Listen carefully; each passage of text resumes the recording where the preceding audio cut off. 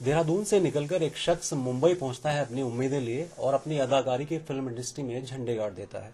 वो नाम है नवाजुद्दीन सिद्दीकी। नवाजुद्दीन सिद्दीकी आज हमारे साथ हैं। उनसे बात करते हैं कि महज इत्तेफाक था या उनका सपना था फिल्म इंडस्ट्री में जाने का। ये बात करते हैं। नवाज जी, सबसे पहले आपका स्वागत है श्री न्यूज में। आप फिल्म इंडस्ट्री में एक बड़ा नाम बन चुके हैं, बहुत सारी फिल्में आपकी आई और अभी हालिया रिलीज फिल्म है तलाश। तलाश ने भी आपने एक बहुत महत्वपूर्ण भूमिका निभाई है तैमूर की। किस तरह की थीम थी, किस तरह से ये फिल्म? ये फिल्म के लिए मुझे आमिर खान साहब ने रिकमेंड किया था और श्रीकांत नंदिनी श्रीकांत उसकी कास्टिंग डायरेक्टर थी। उन लोगों की वजह से पॉसिबल हुआ और आमिर के साथ मेरा काम करने का ये दूसरा मौका है, बल्कि तीसरा है, क्योंकि एक फिल्म उन्होंने प्रोड्यूस की थी, फाइनेंस की थी, पीबली लाइव, उसमें भी मैं था। सरफरोश में मैंने अपनी लाइफ का पहली बार जब कैमरा फेस किया तो आमिर साहब मेरे सामने थे और ये एक इत्तेफाक है कि तलाश में भी मैं उनके साथ हूँ। मतलब उनसे हमेशा बहुत ही अच्छा रेपो रहा है, बहुत बूस्ट किया उन्होंने लाइफ में मुझे, और जिसका रिजल्ट है तलाश, जिसमें आप आमिर साहब के साथ मुझे देखें। दर्जनों आपने फिल्में बनाई हैं, लेकिन गैंग्स ऑफ वासेपुर से आप बेहद ही सुर्खियों में आ गए। तो किस तरह से वो फिल्म मिली और किस तरह का किरदार जो आपने किया है, किसकी वो स्क्रिप्ट थी, किस तरह से आपको मिली?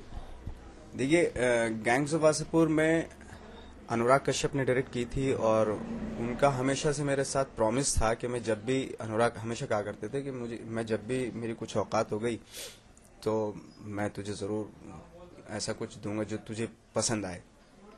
तो thank God after long time वो भी स्टैब्लिश हो गए एक, और अपनी मर्जी की फिल्में, अपनी मर्जी के एक्टर कास्ट करने के लायक हो गए और मुझे कास्ट किया उन्होंने, और इस तरीके से गैंग्स ऑफ वासेपुर पॉसिबल हुई।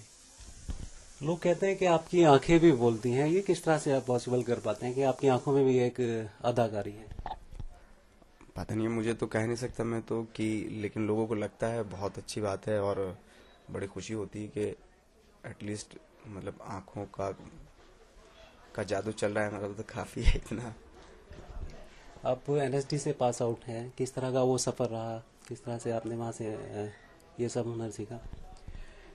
एनएसडी पास आउट करने के बाद मुझे लगा था कि शायद जाते ही बॉम्बे में काम मिल जाएगा क्योंकि एनएसडी से हूँ, तो ऐसा लेकिन कुछ नहीं हुआ।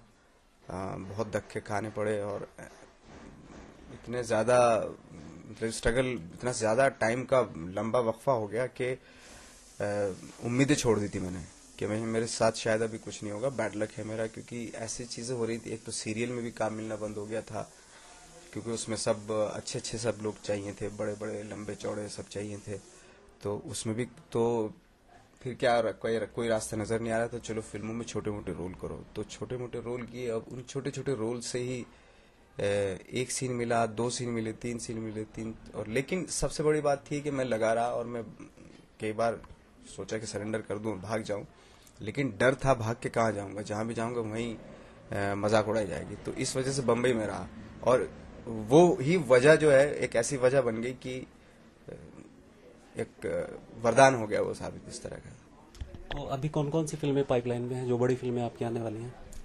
बड़ी फिल्में इसके बाद एक बिपाशा के साथ फिल्म आएगी जिसका नाम है आत्मा, उनके अपोजिट हूँ, और उसके बाद एक माउंटेन मैन है, मानसून शूटआउट है, देख इंडियन सर्कस है। तो तकरीबन ऐसी कोई 12 फिल्में हैं जो आने वाली हैं। तो अभी जिस तरह की फिल्में आ रही हैं, क्या क्या थीम रहती है उनकी? जिस तरह की आप पहले फिल्म कर चुके हैं या कुछ हट करके हैं उसको? सारी फिल्में एक दूसरे से जमीन आसमान का फर्क है, थीम में, स्टोरी में, फिल्म मेकिंग में, ट्रीटमेंट में, हर तरह की फिल्म है। और एक्टर को भी मतलब ऐसी ही फिल्में करनी चाहिए जिसमें उसकी हर पर्सनालिटी का हर पहलू एक्सप्लोर हो, हर तरीके का जॉनर हो फिल्म का। आपका एक डायलॉग था गैंग्स ऑफ वासेपुर में, माँ तेरा फैजल सबका बदला लेगा, तो बड़ा मशहूर हुआ। ये आप बताएंगे हमारे दर्शकों को? हाँ, वो काफी पॉपुलर हुआ होगा ना। तो इस तरह का था, बाप का, दादा का, सबका बदला लेगा तेरा फैजल। फैजल जी, एक चीज बताइए, नए युवा मुंबई का रुख करते हैं, तो क्या उन्हें मैसेज देना चाहेंगे आप? देखिए, ये ऐसी आर्ट है, क्रिएटिव आर्ट है, जब तक इसमें आपके अंदर जो जज्बा है वो नहीं होगा तो आपकी कोई कितनी भी हेल्प कर ले कुछ नहीं होने वाला। मैंने आपको चलो एक फिल्म दिलवा भी दी, लेकिन अगर आपके अंदर खुद से एक शिद्दत नहीं होगी काम करने की, एक जुनून नहीं होगा, तो कुछ नहीं हो सकते, क्योंकि हमारे पास सिर्फ एक यही चीज है, ना तो हमारी रिकमेंडेशन है, ना हमारे कोई दादा परदादा बैठे हुए हैं फिल्म इंडस्ट्री में। आपकी मेहनत और आप वही आपको बढ़ाएंगे। दूसरा फैजल भाई, जिस तरह से आजकल फिल्म में कास्टिंग काउच का चलता है मामला, क्या ये सब सच्चाई है या फिर व्यूमर होता है खाली? देखिए, वो जो कास्टिंग काउच जो हम इंडस्ट्री में आप लोग सुनते हैं और हम सारे लोग सुनते हैं कि इंडस्ट्री में कास्टिंग काउच होता है, वो तो हर फील्ड में होता है। हम लोगों का ध्यान सिर्फ इसलिए जाता है उन चीजों की तरफ क्योंकि वो ग्लैमरस वर्ल्ड है, इसलिए हमारा ध्यान उस पर ज्यादा जाता है कि यहाँ पे। अदरवाइज हर डिपार्टमेंट में इस तरह की चीजें होती है, उनको तो कोई कुछ नहीं कहते क्योंकि उसमें शायद इतना अट्रैक्शन नहीं है, क्योंकि फिल्म इंडस्ट्री पे लोगों की सबकी नजरें रहती है, क्योंकि ग्लैमर फील्ड अट्रैक्शन है लोगों का, तो इसलिए ये चीजें इजीली पकड़ी जाती हैं। अदरवाइज ऐसा मेरे ख्याल से अभी ऐसा नहीं है, पहले रहा होगा, अभी तो बहुत ही फेयर गेम है वहाँ पे भी, ऐसा कुछ नहीं। नवाज भाई, लास्ट क्वेश्चन ये है कि फिल्म इंडस्ट्री जिस तरह से बूम कर रही है, क्या उत्तराखंड या देहरादून में इस तरह की कुछ संभावनाएं हैं कि यहाँ आने की कुछ लोगों की उम्मीद? बहुत सारी फिल्मों की शूटिंग हो रही है, आप तो खैर बहुत अच्छे से जानते होंगे, यहाँ पे काफी फिल्मों की शूटिंग हो रही है और आने वाले वक्त में भी शूटिंग होगी यहाँ पे काफी, क्योंकि यहाँ की जो सरकार है, यहाँ की जो गवर्नमेंट है, काफी इनवाइट भी कर रही है, और वो लोग भी, क्योंकि बहुत अच्छा चीजें हैं यहाँ पे, बहुत कूल है, तो मुझे तो ऐसा लगता है कि काफी संभावनाएं हैं यहाँ पे शूटिंग आने वाले सालों में काफी शूटिंग होने की संभावना है। लास्ट सवाल मेरा ये है नवाज भाई कि आपको किस्मत मुंबई लगी गई, आपकी मेहनत ये रंग लाई, या फिर इसे क्या मानते हैं, किस्मत या मेहनत?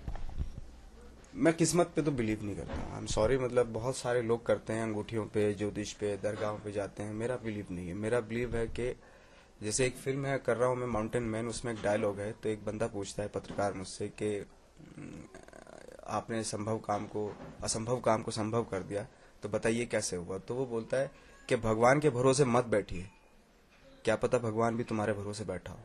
तो जब तक आप कुछ नहीं करेंगे तो भगवान भी आपका साथ नहीं देगा। आपकी किस्मत घर पे सोते सोते तो बदल नहीं सकती, आपको ही कुछ करना होगा तो ही किस्मत बदलेगी।